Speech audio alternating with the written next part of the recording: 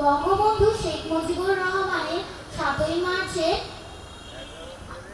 ঐতিহাসিক ভাষণের কিছু অংশ পড়ব। ভাইরা আমার, আজ দুঃখ ভরা ক্লান্ত মন নিয়ে আপনাদের সামনে হাজির হয়েছি। আপনারা সবই জানেন এবং বোঝেন।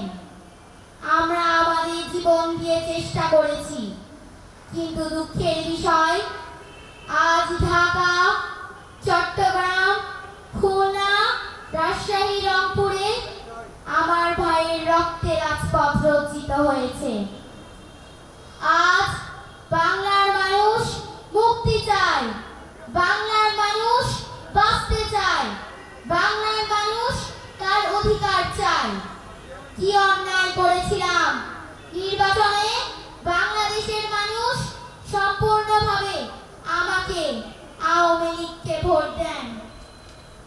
আমাদের ন্যাশনাল অ্যাসেম্বলি বসবে, আমরা সেখানে শাসনতন্ত্র তৈরি করব এবং এদেশকে আমরা গড়ে তুলব। এদেশের মানুষ অর্থনৈতিক, রাজনৈতিক ও সাংস্কৃতিক মুক্তি পাবে। কিন্তু দুঃখের বিষয়, আজ